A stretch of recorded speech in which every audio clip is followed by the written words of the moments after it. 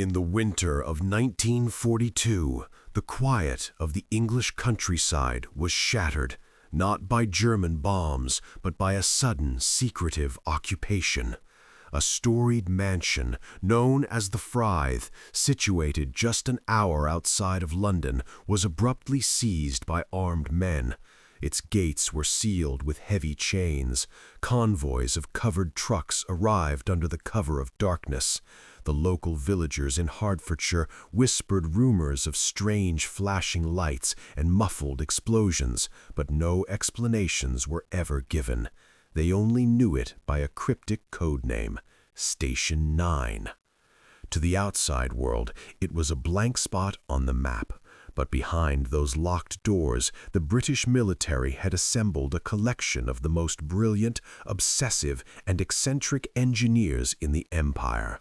Their mandate did not come from a general, but from Prime Minister Winston Churchill himself. He had established a new organization, the Special Operations Executive, or SOE, with a singular, terrifying order: set Europe ablaze. To do that, the SOE needed more than standard infantry rifles or tanks. They were sending spies, saboteurs, and teenage resistance fighters deep into Nazi-occupied territory. These agents needed weapons that could be hidden in a coat pocket, disassembled in seconds, or fired without making a sound. They needed the tools of murder, not warfare. And Station 9 was the factory where those nightmares were built.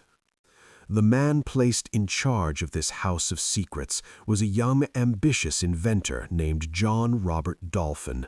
Though technically only a cadet when he arrived, he was rapidly promoted through the ranks to lieutenant colonel to give him authority over the scientists he commanded.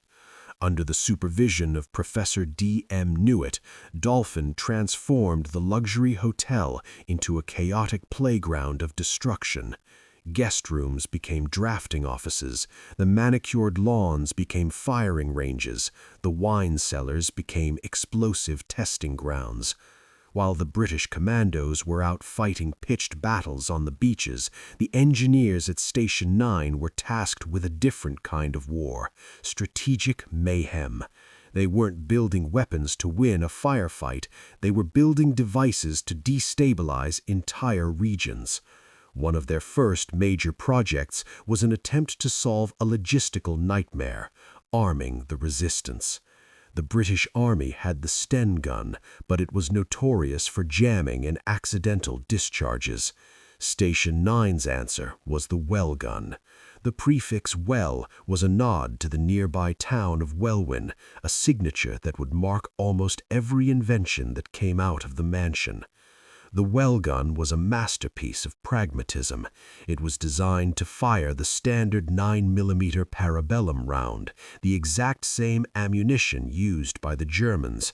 This was a deliberate choice. It meant that a resistance fighter deep in France or Poland didn't need a British supply drop to keep shooting.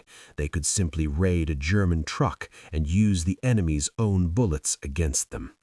It was compact, folding down to just 16 inches, making it easy to hide under a trench coat. It had a wooden pistol grip that gave it better balance than the clunky Sten gun. Allied commando units who tested it loved it. They reported it was more accurate and easier to handle than anything else in the field. Yet, in one of the many mysteries of the war, the Welgun was never mass-produced. Perhaps it was politics, perhaps it was cost, but the design was shelved. However, the failure of the Welgun only pushed the inventors at Station 9 towards something darker. If they couldn't win with overwhelming firepower, they would win with silence. Enter Major Hugh Reeves. If Dolphin was the administrator, Reeves was the mad genius. He was obsessed with noise, or rather, the absence of it. In 1942, he began work on a weapon that would become the most iconic creation of Station 9. It was a weapon designed for one purpose only: assassination. He called it the Welrod. To look at the Welrod is to see the philosophy of the SOE in physical form. It is arguably the most cynical weapon ever devised. It doesn't look like a gun. It looks like a bicycle pump or a piece of scrap metal piping. It is a simple cylinder, 12 inches long, an inch thick, painted in a nondescript black. This was intentional. A resistance fighter could leave it on a table or have it sticking out of a bag at a checkpoint, and a German sentry might not even give it a second glance. But the genius of the Welrod was inside the tube. Reeves understood that the loud crack of a gunshot comes from two things: the mechanical noise of the gun's action and the expanding gases leaving the barrel. He eliminated both. First, he ditched the semi-automatic mechanism found in most pistols. The Welrod was a bolt-action weapon.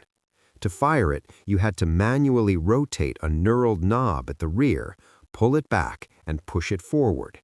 It was slow, but it was silent. There was no metal slide slamming back and forth. When the trigger was pulled, the only sound was the firing pin hitting the primer, a faint metallic click.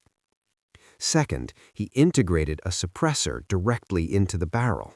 The bullet passed through a series of rubber washers, or wipes. These rubber discs had no holes in them initially.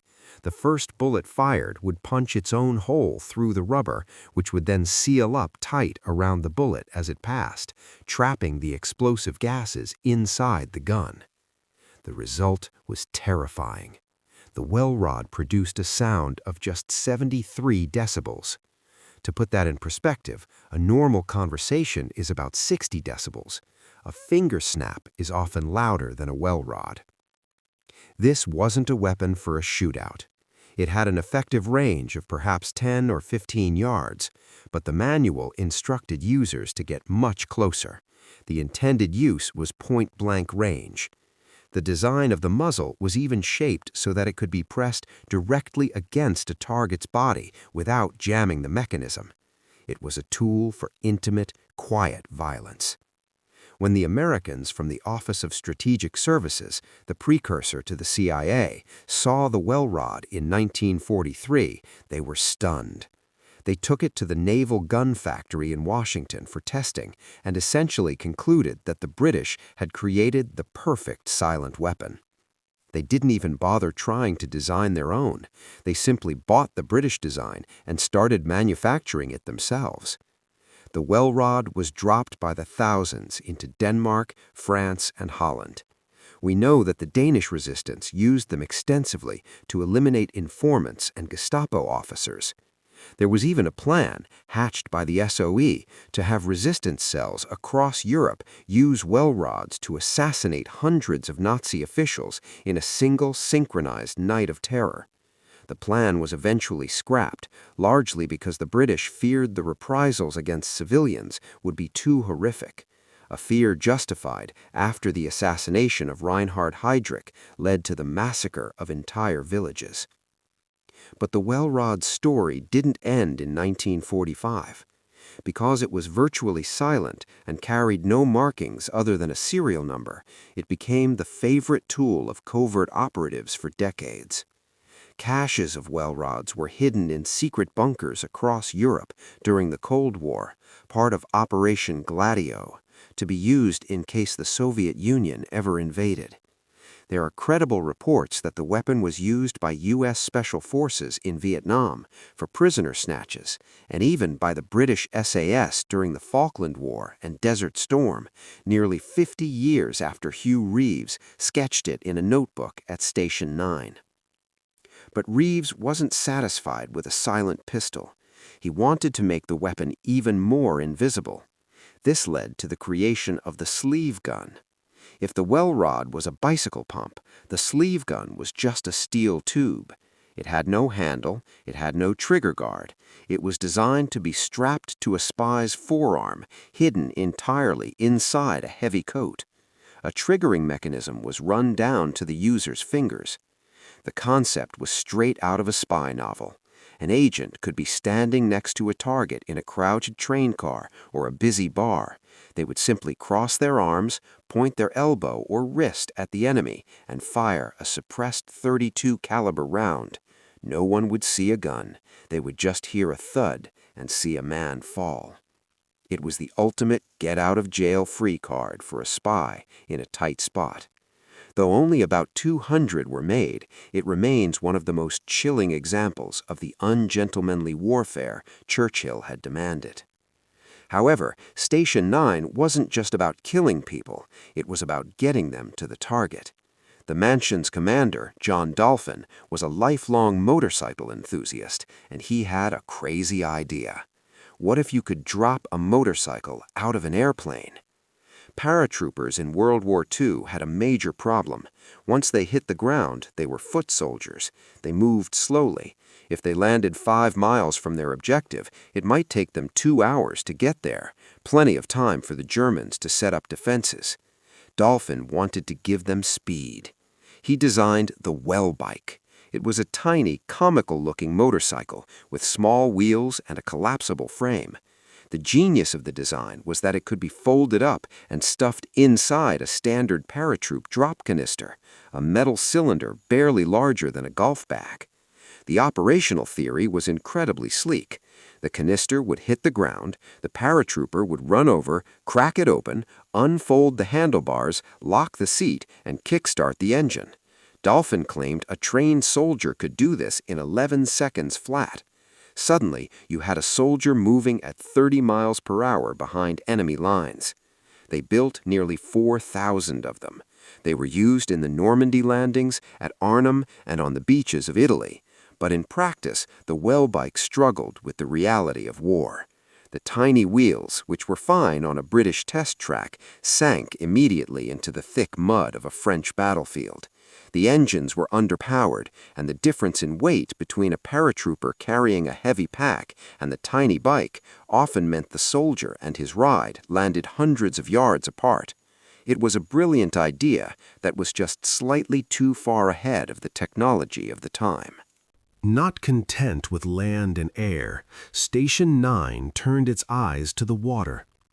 Dolphin and Reeves began sketching designs for submersibles, tiny one-man submarines that could sneak into enemy harbors.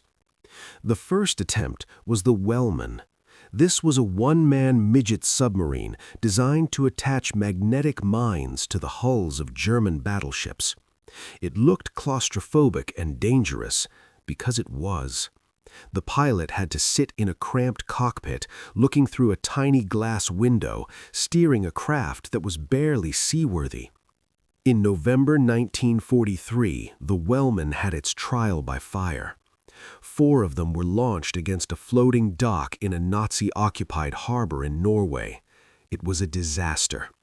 One became entangled in anti-torpedo nets and was captured by the Germans. The others suffered mechanical failures and had to be scuttled. The pilots barely escaped with their lives. The Royal Navy, unimpressed, canceled the project immediately. But Station 9 didn't stop. They simply pivoted to something even stranger. They built the Sleeping Beauty, a motorized canoe that could dive underwater. It allowed a frogman to sit in an open cockpit, breathing from an oxygen tank, and motor silently beneath the surface for up to 40 miles. It was used for reconnaissance and sabotage, a precursor to the vehicles used by modern Navy SEALs. Then there was the Welfreighter. This was the SOE's attempt at a Trojan horse. To any German patrol boat or aircraft, the Welfreighter looked like a standard civilian fishing boat or a small cargo launch. It was 37 feet long and utterly unremarkable.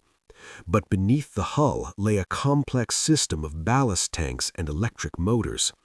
This boat could flood its tanks and submerge, leaving only the very tip of a camouflaged exhaust pipe above the water, or vanish entirely beneath the waves.